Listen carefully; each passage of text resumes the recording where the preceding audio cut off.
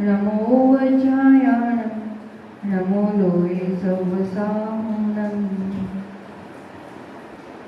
सिद्धांत चक्रवर्ती नेमिचंद्र आचार्य द्वारा रचित गोमटसार जीव कांड का मंगलाचरण।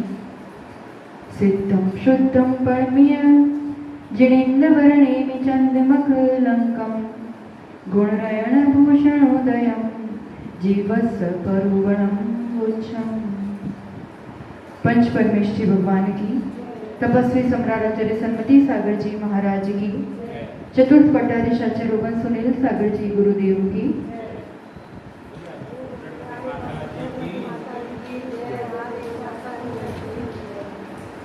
एक बार एक तेली था जो तेल निकालने का काम करता था।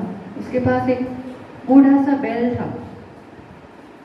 वो बैल घूमता रहता था और वो घानी घूमती थी और तेल निकलता था। पर एक बार अचानक बीमारी से उस बैल की मृत्यु हो गई।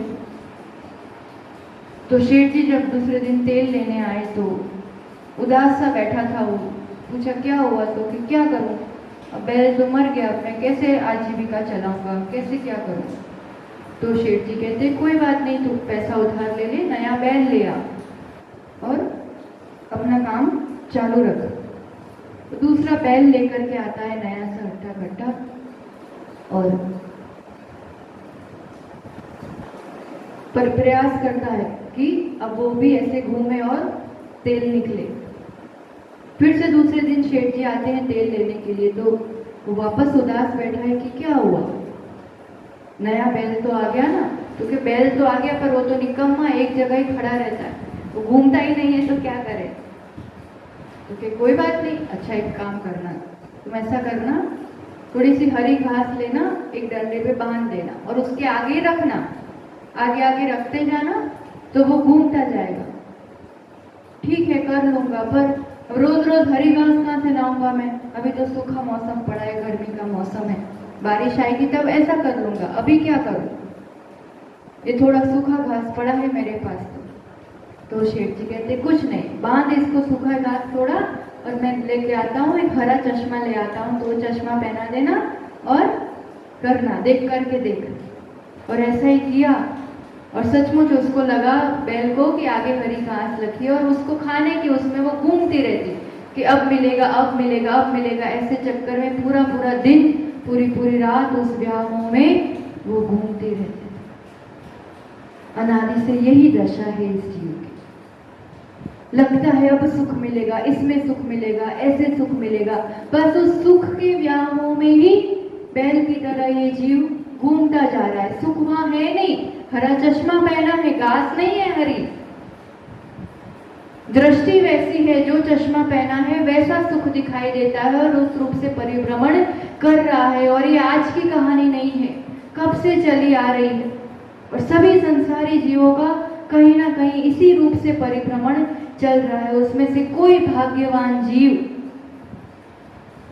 निकल करके थोड़ी चढ़ाई कर पाता है, थोड़ा सा अपने आप को ऊंचा उठा पाता है, थोड़ा सा ग्रेड बढ़ा पाता है। तो इसी की बात अपन ने थोड़ा सा प्रारंभ किया था। प्रत्येक जीव अनंत गुण की खान है, पर वही गुण वो खुद ही समझ नहीं पा रहा है, देख नहीं पा रहा है, उसका उपभोग नहीं कर पा रहा है। तो एक एक गुण के प्रकट होने के स्थान, गुणों को प्राप्ति के स्थान, गुण स्थान, सभी संसारी जीव इतने गुण स्थान में समाहित हो जाते। कहीं ना कहीं कोई ना कोई किसी में तो फिट होगा ही होगा, एक भी संसारी जीव बाकी नहीं रहेगा, टोटल इसमें आ जाएंगे। अब जीव कांड से गुणस्थान अधिकार से अपन थोड़ा सा देखें तो गुणस्थान की परिभाषा इसमें बता रहे हैं। कल अपन ने देखी थी, पर आचार्य भगवंत भी इसी रूप से क्या उसमें कहना चाह रहे हैं।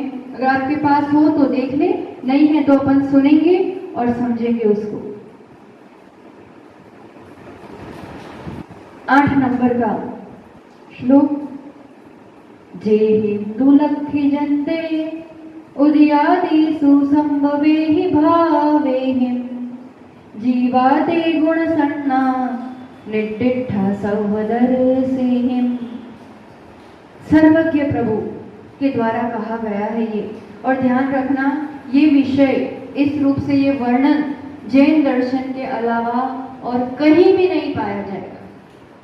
इस रूप से कहीं वर्णन नहीं है। ये तो परम उपकार है आचार्य भगवंतों का कि ऐसा कोई अपन को अवसर मिला है कुछ अच्छी चीज, सही चीज, सम्यक ज्ञान पाने का।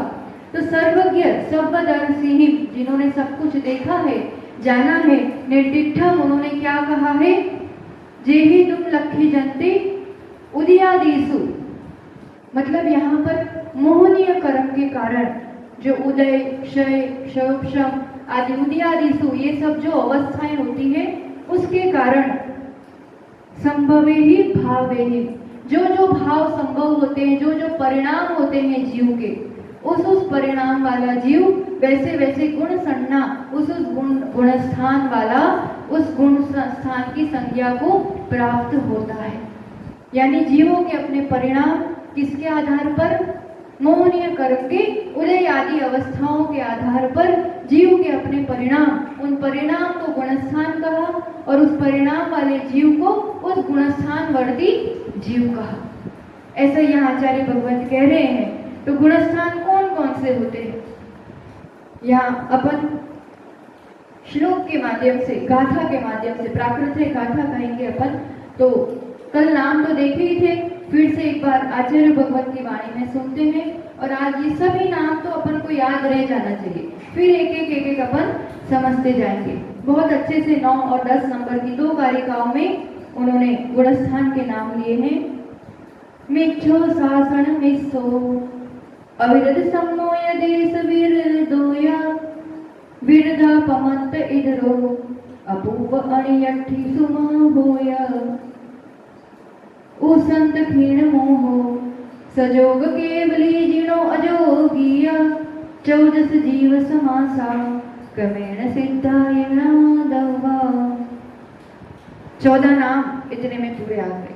मिच्छो यानी पहले नंबर का गुणस्थान, पहले से स्टार्ट कर रहे हैं। मिच्छो सासन मिस्सो, पहला कौन सा गुणस्थान, सभी बोलते जाना। पहला, दूसरा, तीसरा, मिस्सो मिश्र, मिश्र से यहाँ मिश्र भी कह सकते हैं, सम्यक मिथ्यात्व भी कह सकते हैं।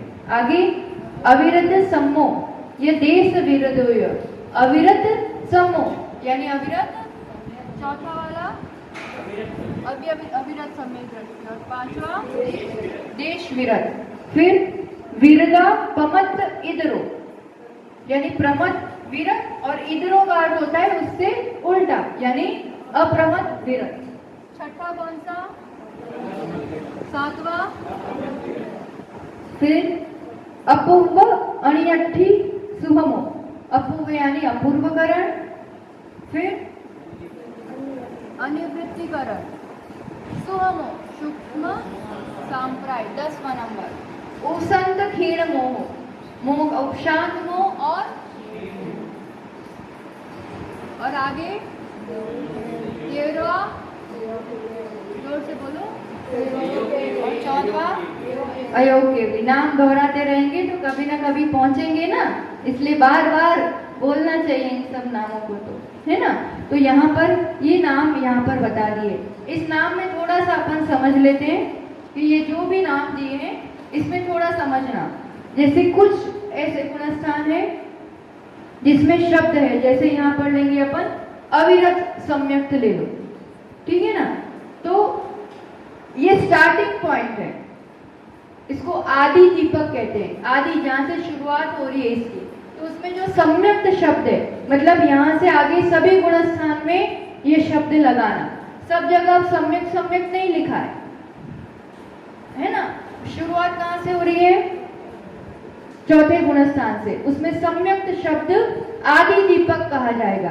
यहाँ से आगे सभी गुणस्थानों में उसको लेना है, मतलब सभी गुणस्थान में अब सम्यक दर्शन होगा।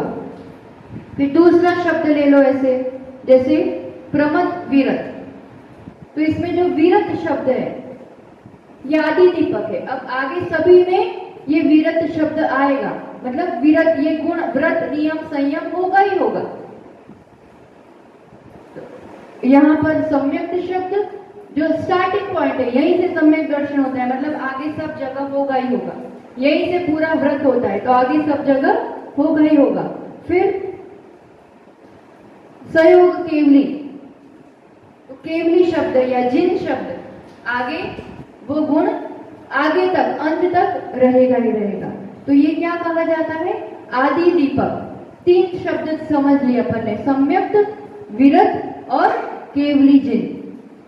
ऐसे ही मध्य दीपक होता है, मतलब वो शब्द जहां है तो उसके आगे भी होगा जस्ट, उसके पीछे भी होगा। अयोग केवली में केवली शब्द, केवली उसके पीछे वाले गुणस्थान में भी है और आगे भी अंत तक रहेगा। तो लास्ट गुणस्थान में जो केवली शब्द है ये मध्य दीपक कहा जाएगा, उसके पहले भी बाद में भी। और कुछ शब्द ऐसे हैं अंत दीपक की तरह। अंत दीपक मतलब वो एंड पॉइंट है, जैसे ये आदि दीपक देखा था, दैट इज स्टार्टिंग पॉइंट, ये सम्यक का स्टार्टिंग पॉइंट है, ये विरत का स्टार्टिंग पॉइंट है।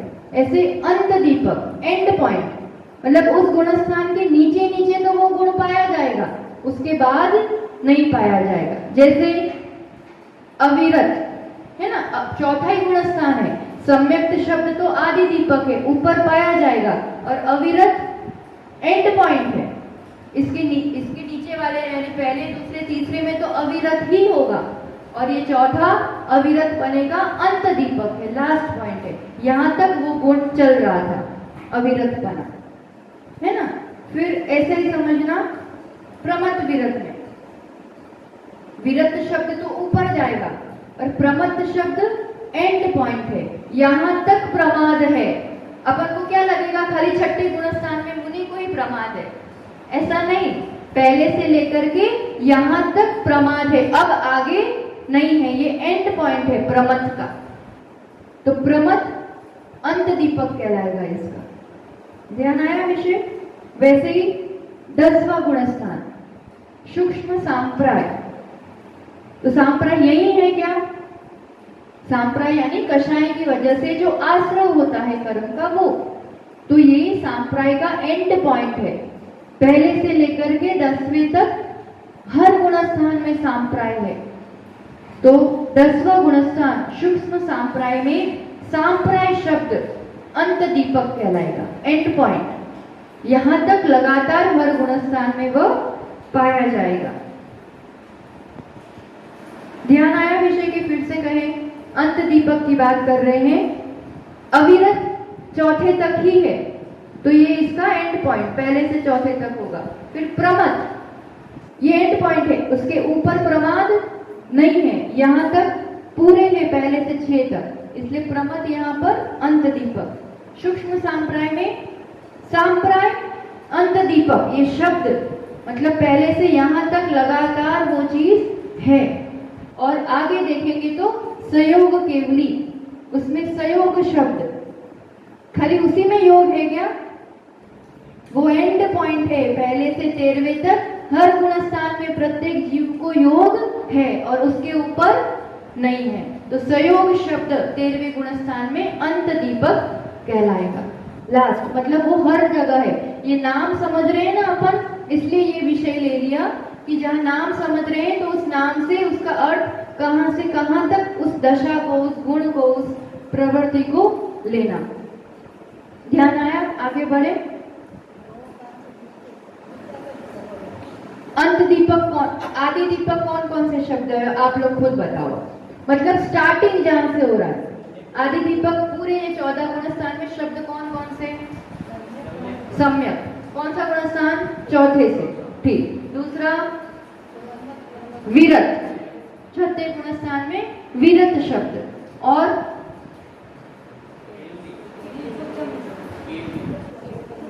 13वें में केवली शब्द, वो स्टार्टिंग पॉइंट है, फिर आगे लास्ट तक पाया जाएगा, ठीक। आदि दीपक डन। अब अंत दीपक, मध्य दीपक ठीक है, इतना इंपॉर्टेंट नहीं है, अयोग केवली पने में लास्ट ही है वो, तो केवली पना उसके पहले भी है और बाद में भी है, केवली शब्द लेना उसमें। मध्य दीपक, केवली या जिन शब्द जो भी ले लो। अब आप लोग बताओ, चलो अंत दीपक एक एक करके बताओ। हाँ, सबसे पहले, ठीक, अविरत शब्द। चौथे गुणस्थान में अविरत शब्द मतलब पहले से चौथे तक अविरत है, ये लास्ट पॉइंट है, एंड पॉइंट है, अंत दीपक है। फिर दूसरा शब्द प्रमद यानी प्रमाद, पहले से छठे तक प्रमाद है। शब्द यही लिया है ना, इसलिए ये कहने में आ रहा है। तो ये एंड है, यही प्रमाद है ऐसा नहीं है, यहां तक प्रमाद है, उसके बाद नहीं है। तो ये प्रमद शब्द एक अंत दीपक हो गया। नेक्स्ट सांप्राय। सांप्राय मतलब कषाय सहित आश्रव। तो कषाय यहां तक है, तो यहां तक वैसा आश्रव हो रहा है। तो सांप्राय शब्द अंत दीपक, पहले से 10वें तक ये पाया जाएगा। नेक्स्ट संयोग, योग सहित। तो यहां तक सभी जीव योग सहित है, तो संयोग शब्द अंत दीपक हो गया। ठीक, आगे बढ़े हम। नाम सभी ले लिए और नामों का अर्थ कल देखा ही था, फिर भी और एक एक करके लेंगे तो समझते ही जाएंगे अपन। मुख्य रूप से सभी 14 नाम और उसका अब आगे की 2 गाथा में किस गुणस्थान में कौन सा भाव होता है, मूल भाव, मुख्य रूप से वो भाव दशा कहिए। भाव कितने हैं ध्यान होगा, आप लोगों ने जो सुन रहे हैं उन्होंने तो इस विषय को बहुत अच्छे से पढ़ा है, और तत्वार्थ सूत्र में आप लोगों ने पढ़ा होगा, दूसरे अध्याय में स्टार्टिंग ही उससे होता है। बताओ क्या कहते हैं, औपशमिक, शायी, नाम बताओ। औपशमिक, शायी, क्षयोपशमिक, औदायिक, पारिणामिक, 5 भाव होते हैं। तो कौन से गुणस्थान में कौन सा भाव होगा? भाव यानी जीव का अपना साधारण गुण, परिणाम। औपशमिक भाव यानी कर्म के उपशम से जो भाव होता है। अपन ने अवस्थाएं देखी थी कर्म की, कर्म के अभाव में, कर्म के उपशम से, कर्म के क्षय हो जाने से, टोटल अलग हो जाने से, कर्म के क्षय प्लस उपशम, क्षयोपशम दशा से जो भाव बनते हैं। और औदायिक, कर्म के उदय से जो अनुभूति होती है वो, ये चारों 4 कर्म के आश्रित भाव है। और पारिणामिक भाव उसका कर्म से निरपेक्ष है, कोई लेना देना नहीं है, जीव का अपने स्वयं से, स्वभाव से।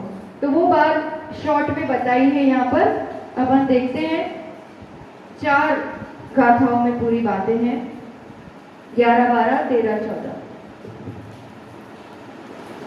मिच्छे खलु ओदियो विधिये पुण पारिणामियो भाव, मिस्से खौ ओ समयो अविरत सम्माहितेनेव। इतना ही समझते हैं पहले। मिच्छे खलु ओदियो, मिथ्यात्व गुणस्थान में कौन सा भाव है? ओदियो, औदायिक भाव। यहाँ पर ने कल देखा था 1 से 4 गुणस्थान दर्शन मोहनीय की अपेक्षा, उस कर्म की अपेक्षा चलेगा, और आगे की गुणस्थान चारित्र मोहनीय की अपेक्षा। तो यहाँ दर्शन मोहनीय की अपेक्षा कौन सा भाव कह दिया? औदायिक। फिर विधि यानी दूसरे में पारिणामियो, पारिणामिक भाव। क्यों ये भाव कहा है, कैसे, ये समझते जाएंगे अपन। अभी जो आचार्य भगवत कह रहे हैं वो एक एक अपन लिखते जाते हैं कि किसमें कौन सा भाव। पहले में कौन सा कहा? औदायिक यानी उदय से। दूसरे में बोलो पारिणामिक। तीसरे में मिस्से खौ ओ समयो यानी क्षयोपशमिक भाव तीसरे गुणस्थान में, और अविरत सम्महि यानी चौथे में तिन्नेव, तिन्नेव यानी तीनों, औपशमिक, शायिक और क्षयोपशमिक। तीसरे में क्षयोपशमिक भाव,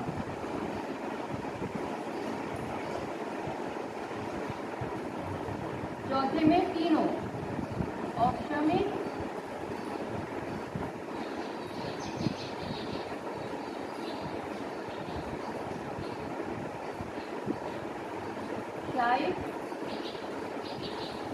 और क्षयोपशमिक। सब अपन देखते जाएंगे किस रूप से कैसे परिणाम बन रहे। प्राचार्य भगवान ने इस क्रम से लिया है, तो पहले जान लो कि कौन कौन से भाव होते हैं। चौथे में तीनों हो जाएंगे, औपशमिक, शायिक, क्षयोपशमिक। अब चारित्र मोहनीय की अपेक्षा आगे चलेगा, तो उसमें देखते हैं 12 नंबर की गाथा। एदे भावानियमा दंसण मोहम परुच्च बणि दाहो चारित्रम नथि जदो अविरद अंते सुठाणीसु। एदे भावा नियम, ये जो भाव है मिथ्यात्वादी गुणस्थान से औदयिक आदि जो भी भाव का है वो सब चौथे गुणस्थान पर्यंत दर्शन मोहने की अपेक्षा है। इसमें चारित्रम नथि भव, चारित्र मोहनीय की बिल्कुल भी अपेक्षा नहीं है। अब पांचवें गुणस्थान से भाव बता रहे हैं। देश विरदीपमन्ते इतरेव खमो समय भावोदो सो खलु चरित्र मोहम परुच्च वयंतः उबरिम तत्तो उबरिम ऊसम भावो सामगेसु खगेसु खयो भावो यमा अजोगी चर्योति सिद्धेय। देश विरदे पांचवें गुणस्थान में कौन सा भाव कहा? खगम्यो यानी शमिक। पांचवें में इतरे, पमत्ते और इतरे, प्रमत में और अप्रमत में, तीनों में एक साथ। पांचवें, छठे और सातवें गुणस्थान में शायोपशमिक भाव चारित्र मोहनीय की अपेक्षा, तीनों में।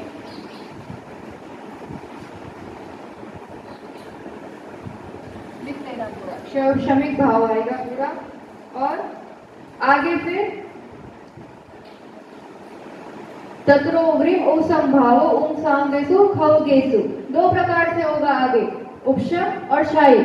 आठवें गुणस्थान से अगर उपशम श्रेणी चढ़ रहे हैं तो 11वें तक कौन सा बनेगा? औपशमिक भाव। इसमें दो प्रकार से लेंगे, आठवें, 8वां, 9वां, 10वां, 11वां, इन सब में उपशम भाव बनेगा। 8, 9, 10, 11 उपशम भाव। और अगर शपक श्रेणी चल रहे हैं, उपशम श्रेणी यानी कर्मों को दबा करके उपशम करके चढ़ना, शपक श्रेणी मतलब कर्मों का क्षय करते हुए चढ़ना। तो उपशम श्रेणी के 1, 2, 3, 4 गुणस्थान, इन चारों में कौन सा होगा? उपशम भाव। और शपक श्रेणी है तो 8, 9, 10, 12वां, इतने गुणस्थान में 11 नहीं आएगा उसमें। 8, 9, 10, 12 इन गुणस्थान में क्षायिक भाव। तो दो प्रकार से लिख लो, 8, 9, 10, 11 उपशम भाव, 8, 9, 10, 12 क्षायिक भाव।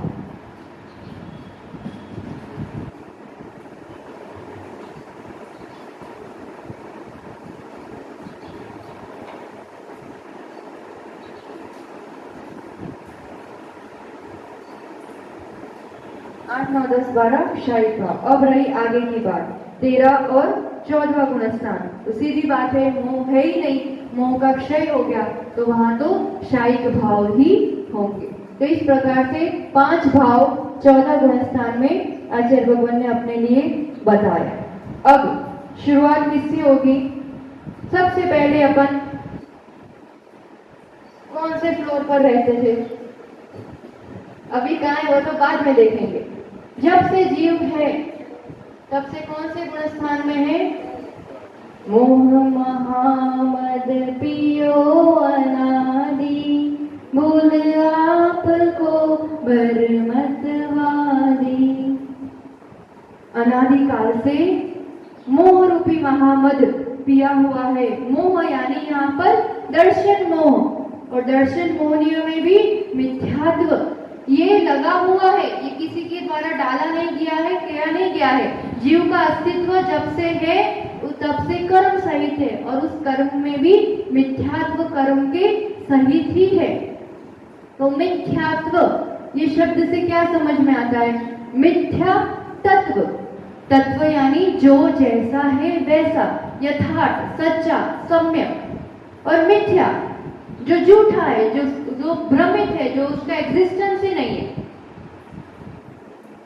तो तत्व का जो अश्रद्धान करा है, जो जैसा है ऐसा देखने नहीं दे, समझने नहीं दे, वो जो दृष्टि, जैसे उस बैल ने हरा चश्मा पहना था तो उसको क्या लग रहा था कि घास हरी है, ऐसे ही मिथ्यात्व का चश्मा, उस रूप की दृष्टि तो पर ही दृष्टि रहती है, बाहर ही दृष्टि रहती है। अभी तक जान ही नहीं पाया कि मैं कौन हूं, वास्तविक में मैं कौन हूं। मान्यता तो रहेगी, श्रद्धा गुण जीव का अपना गुण है, तो किसी न किसी रूप में तो ये श्रद्धा गुण काम करेगा, पर ये गुण है और एक तरफ सर्वघाती प्रकृति मिथ्यात्व है। अब मिथ्यात्व का बंध भी हो रहा है, तो उसके बंध के साथ एक विशेषता है कि वो बंधा है, समय आने पर उदय भी चल ही रहा है, बंध भी चल रहा है, दोनों चीज निरंतर। तो उसके उदय में उसका बंध भी निरंतर होता ही रहता है, होता ही रहता है। तो बंद हो रहा है, फल मिल रहा है, वापस बंद हो रहा है, फल मिल रहा है, इसलिए इसमें से निकलना बहुत मुश्किल हो जाता है। वो चश्मा ही ऐसा है कि आपको स्वयं तक जाने ही नहीं देती, सत्य तक पहुंचने ही नहीं देती, और फिर लगता ही ऐसा है। अब उसमें जो पर्याय गई, निकोज से 1 इंद्रिय में, 2 इंद्रिय में, 3 इंद्रिय में, उस सब में तो होश आने का कोई सवाल ही नहीं। घोर मिथ्यात्व और शरीर से ही अपनी पहचान, जैसा अभी कहा ना, मैं कौन हूं, कुछ तो मान्यता रहेगी कि मैं अमुक अमुक हूं, पर आत्म तत्व का बोध दूर दूर तक नहीं होता है। इस शरीर से ही अपनी पहचान, शरीर में ही उसको ही पुष्टि में, उसी में पूरा एनर्जी, ऊर्जा, उपयोग, ज्ञान पूरा उसी में लगता है, निज की पहचान नहीं कर पाते। और फिर यहां तक बढ़ भी गए, ज्ञान भी पाया, 5 इंद्रियां भी पाई, मन भी पाई, जब तक मन नहीं था तब तक तो निपट अज्ञानी। ये अग्रहित मिथ्यात्व कहलाता है। ग्रहित यानी जो यहाँ ग्रहण किया गया है, ये किसी के उपदेश में आकर के किसी ने समझाया हो, कुछ कहा हो, कोई उपदेश दिया हो, ऐसा नहीं। मन बिन जब तक है, बिना मन के जब तक, एक इंद्रिय से असंगी पर्याय तक, इसी रूप से अज्ञान अवस्था, अग्रहित मिथ्यात्व के कारण ही जन्म मरण, और किसकी तलाश में, सुख की तलाश में। चाहिए तो सुख, पर पता नहीं है कि सुख किस में है। उनको लगता है ये भोजन कर लूंगा तो सुख मिलेगा, तो उसके पास इंद्रिय सुख के पीछे जीव भागता रहता है, भागता रहता है। सुख भी चाहिए, वो तो है, पर मान्यता क्या है, विपरीत है। सुख कहाँ माना, इंद्रियों की पुष्टि में। ये काम ऐसा क्यों हो रहा है, किस वजह से हो रहा है, मिथ्यात्व कर्म के उदय से। वो बंधा है, स्थिति पड़ी है, अनुभाग पड़ा है, वो फल भी देगा, और उसका फल ही इतना जबरदस्त है, उसका अनुभाग सर्वघाती पने से, कि वो सच्ची श्रद्धा। मिथ्यात्व कर्म कौन से गुण को सर्वघात करता है, हमारे कौन से गुण को, जीव के सम्यक दर्शन, सच्ची श्रद्धा।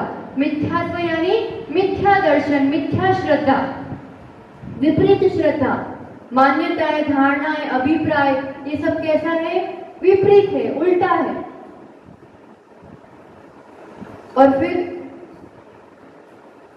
उसी में जो दिख रहा है ना, उसी को मानना, उसके पीछे जो चीज है, जिसकी वजह से ये सब है, उसकी बिल्कुल भी मान्यता, वहां तक दृष्टि नहीं पहुंच। दिख गया ये काला है, ये गोरा है, ये मोटा है, ये पतला है, ये सुंदर है, ये ज्ञानी है, ये मूर्ख है, मैं सुखी दुखी में रंग रहा हूं, इसी में उलझा रहता है।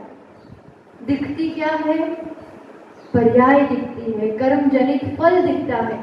अपन ने द्रव्य गुण पर्याय से ही इसीलिए स्टार्ट किया था, जब ये विषय स्टार्ट किया था। द्रव्य यानी गुण और पर्यायों का समूह। द्रव्य दिखता नहीं है, गुण दिखता नहीं है, दिखती क्या है, पर्याय। और वो पर्याय भी जो दिख रही हो, तो सब पुद्गल की पर्याय दिख रही है।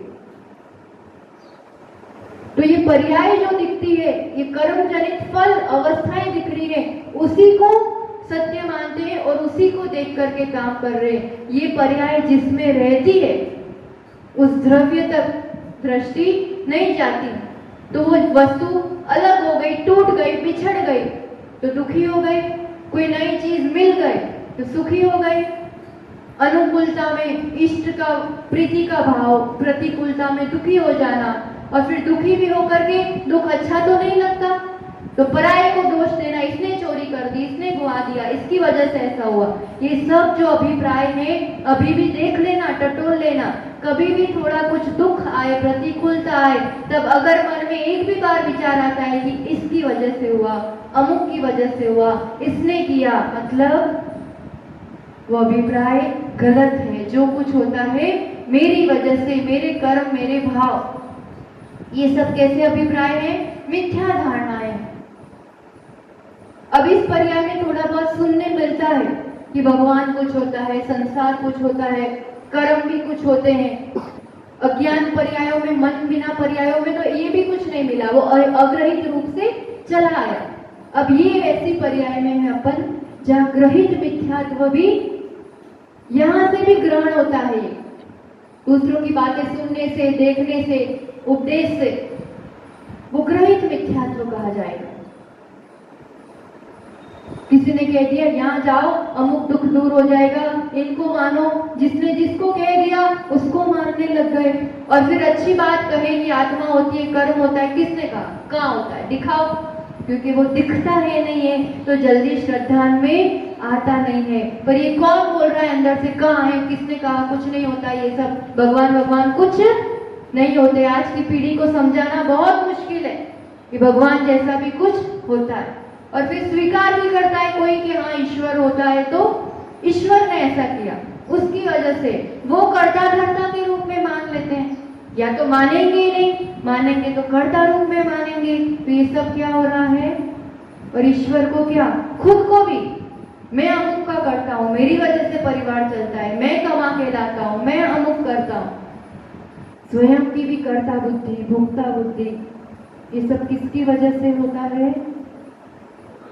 कौन बोलता है अंदर से? ये अभिप्राय, ये परिणाम किसकी वजह से आता है? मूल जड़ क्या है इसकी? मिथ्यात्व कर्म का उदय। ज्ञान है, बुद्धि तो चलेगी, उपयोग तो चलता रहेगा, पुरुषार्थ भी चलता रहेगा, पर पुरुषार्थ की दिशा कैसी रहेगी? कोई भी जीव किस दिशा में जाता है, उसका पुरुषार्थ किस दिशा में करता है, उसकी ऊर्जा कहाँ उपयोग करता है? जहाँ उसकी रुचि होगी।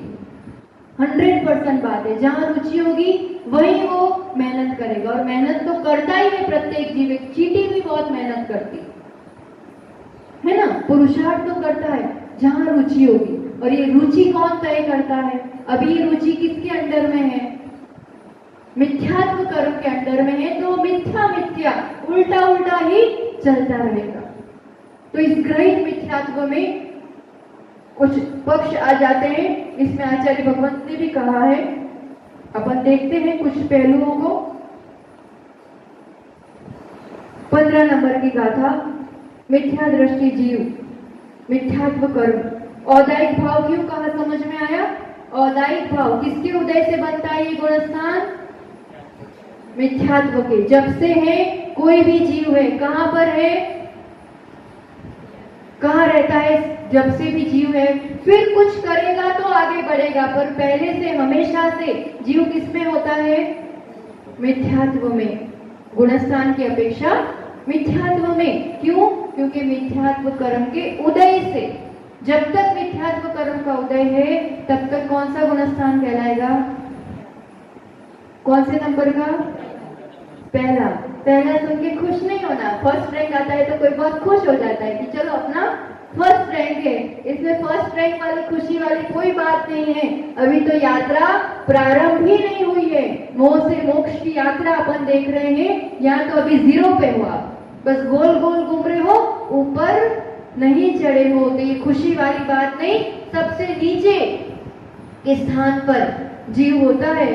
तो मिथ्यात्व की परिभाषा कर रहे हैं, मिच्छोदयेन मिच्छत् मदसद्दहणं तु तच्च अर्थाणम् एयन्तं विवरीयं विनयं संसदीयमन्नाणम् एयन्त बुद्धदर्शी विव्रियो भगवतावसो विनयो इंदो वियसंशयो मक्कड़ियो चेव अन्नानि। प्रकार में बता दिए यहाँ। पहले मिच्छोदयन, मिथ्यात्व प्रकृति के उदय से होने वाले। मिच्छत्तम सद्दहणम, श्रद्धा कैसी हो जाती है? मिथ्या रूप हो जाती है। क्यों? ये कर्म का अपना प्रभाव, दर्शित होने के मिथ्यात्व कर्म की प्रकृति, सर्वघाती प्रकृति, ये पूर्ण रूप से श्रद्धा गुण का घात करता है। और कैसा हो? तच्च यानी तत्व में, अतत्थाणम यानी अश्रद्धान, जो तत्व है, जीव, अजीव और आश्रव, बंध, संवर, निजरा, मोक्ष, इन सब पर कैसा होता है? अश्रद्धान। मोक्ष जैसी कोई चीज है भी कि नहीं, क्या पता, किसने देखी? कष्ट होता है, ये साधु बनना है, तप करना, त्याग करना, अपन तो खाओ पियो मौज करो। निर्जरा तत्व आदि की भूल है। कुछ भी हुआ, जरा से में खुश, जरा से में नाराज, जो कर्म बांधा है, आश्रम किया है, इसमें विपरीत बुद्धि चलती है। बंध मेरे कारण है, ये सब चीज उनको समझ में नहीं आती है। ये तत्व में, तत्व तो है, मेरा भी अस्तित्व है, पर श्रद्धान कैसा है? विपरीत है। ये अग्रहित बने से चला आ रहा है। एयंतम, ये कितने प्रकार से है? प्रकार बता रहे हैं यहाँ पर 5। एयंतम यानी एकांत, विव्रियम विपरीत, विनयम विनय, संशय और अन्नाणम यानी अज्ञान। आप सभी बोलते हो ना आलोचना पाठ में, बोलो एक बार। विपरीत एकांत विनय के,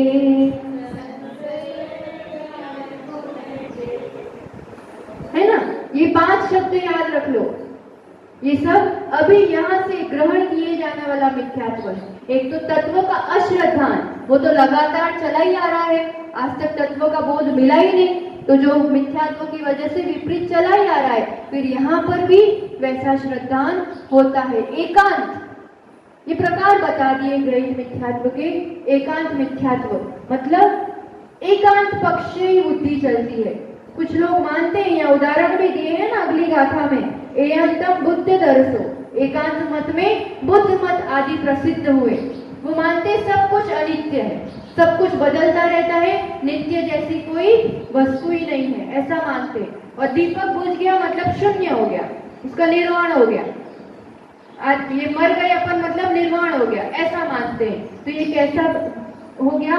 एकांत, एक पक्ष से मानना, उसका दूसरा पक्ष के अनित्य है, पुद्गल पर्याय की अपेक्षा, पर द्रव्य की अपेक्षा, गुण की अपेक्षा अपन शाश्वत है, नित्य है। तो एक पक्ष को पकड़ के कुछ भी बात होती है तो कैसा कहलाएगा? एकांत। विपरीत, विपरीत में यहाँ पर किसका नाम लिया है? यज्ञ आदि करने वाले ब्राह्मण आदि। वो जैसे होम करने में, यज्ञ करने में स्वर्ग मिलता है, वैकुंठ मिलता है, ऐसी सब मान्यताएं विपरीत हो गई कंप्लीटली। हिंसा से पुण्य होता है, स्वर्ग होता है, विपरीत मान्यता हो गई ना। स्त्री से मोक्ष होता है, केवली भगवान कवला आहार करते हैं, ये सब कैसी हो गई? कंप्लीट उल्टी, विपरीत मान्यताएं। तो ऐसी भी मान्यताएं होती है। तो ये सुन करके थोड़ा आचार्य भगवत यहाँ कहते हैं, सुनने बहुत मिलेगा, पर थोड़ा अपनी बुद्धि लगाओ। जो सुनते आ रहे, अपन ने यहाँ जन्म ले लिया और अपन को इस मंदिर ले गए, इसीलिए अपन इनको भगवान नहीं मान रहे। क्यों मान रहे? क्या दशा है? किसको मानना चाहिए? उस गुण की वजह से मानना चाहिए। सभी चीजों पर खुद विचार करो।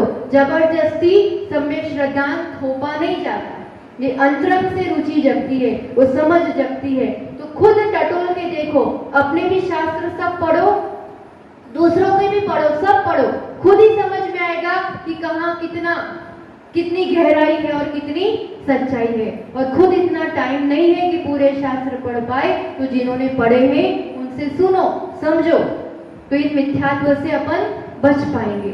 तीसरा कौन सा कहा? विनय। ये तो गजब का, इस अभी के समय में कहेंगे विनय करना तो अच्छी बात है, ये तो तप भी कहलाता है, गुण भी कहलाता है, धर्म भी कहलाता है, तो मिथ्यात्व कैसे कह दिया? सबको मानने में क्या दिक्कत है? सबको भगवान मानो, ये भी भगवान है तो वो भी भगवान है, तो वो भी गुरु है। इस अपेक्षा सबकी एक समान विनय नहीं होती है, किसी का विरोध या अपमान नहीं करना है, पर जो जिस पद के योग्य है वो गुणवत्ता तो समझनी पड़ेगी। सबको एक कैटेगरी में डाल दोगे तो ये विनय मिथ्यात्व हो जाएगा। और संशय, डाउट होना कि मोक्ष है कि नहीं, ये मोक्ष मार्ग सही है कि नहीं, इससे सुख मिलता है कि नहीं, इस रूप से जो भी संशय आदि होता है वो, इसमें इंद्र नामक श्वेतांबर गुरु आदि का नाम दिया है उन्होंने।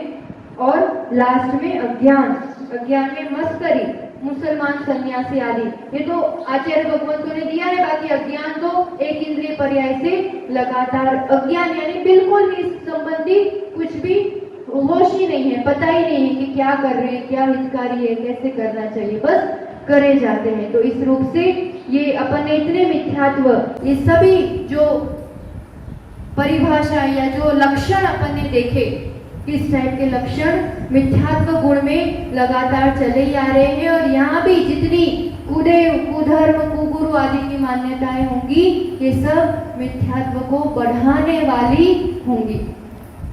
ये सब छड़ाला आदि में भी पढ़ाई होगा तो उसको विस्तृत नहीं ले रहे अपन कि कुदेव किसे कहेंगे, कुगुरु किसे कहेंगे। अपन तो ये गुणस्थान में हमेशा से जीव है, यहाँ इस पर्याय तक पहुंचे तो इस ग्रहित मिथ्यात्व से दुखी होगा। मिथ्यात्व कर्म का उदय से ये अवस्था तो रहती ही रहती है।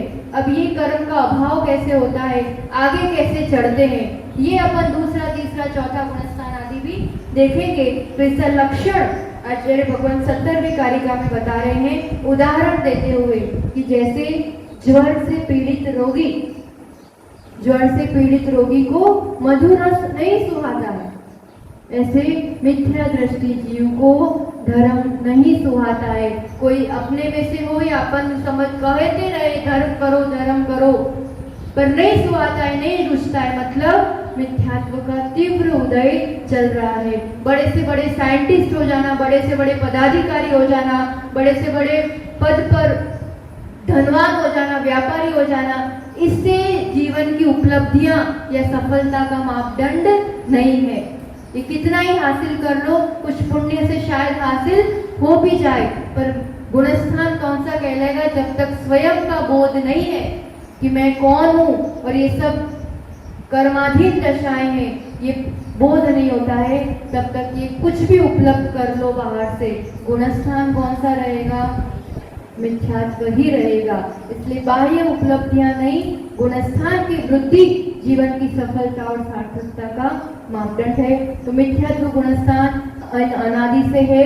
मिथ्यात्व के उदय से, ये औदायिक भाव दशा से ये मिथ्यात्व गुणस्थान बना रहता है। मिथ्या मान्यता, मिथ्या धारणा, तत्व के प्रति विपरीत आदि श्रद्धान, अज्ञान, स्वयं का बोध नहीं, पर दृष्टि, बहिरात्मा दशा, ये सब क्या कहलाएगा, मिथ्यात्व गुणस्थान। तो आगे के गुणस्थान में कैसे पहुंचते हैं, क्या करना पड़ता है, कौन पहुंच सकते हैं, ये सब अपन देखेंगे। मिथ्यात्व गुणस्थान में तो चारों गति के जीव होते हैं, सभी पाए जाते हैं, कोई भी ऐसा नहीं है जो इसमें ना गया हो, ना कोई भी इससे ही गुजर के आगे बढ़ा जाता है। तो किस रूप से आगे बढ़ेंगे अपन देखेंगे कल। आज के लिए इतना ही। जिनवाणी स्तुति के साथ ये विषय ध्यान आ गया होगा, और ठीक है, नाम गुणस्थान के याद कर लेना, तो कल अपन आगे इसको समझेंगे। जिनवाणी के ज्ञान से सूझे लोकालो, सो वाणी मस्तक नमो सदा देत हूँ दो। हे जिनवाणी भारती तो मैं जपू दिन रहे, जो तेरा शरणागति सो पावे सुख जैन। 9 बार नमो। जिनवाणी माता की, आचार्य भगवान स्वयं सागर जी गुरुदेव की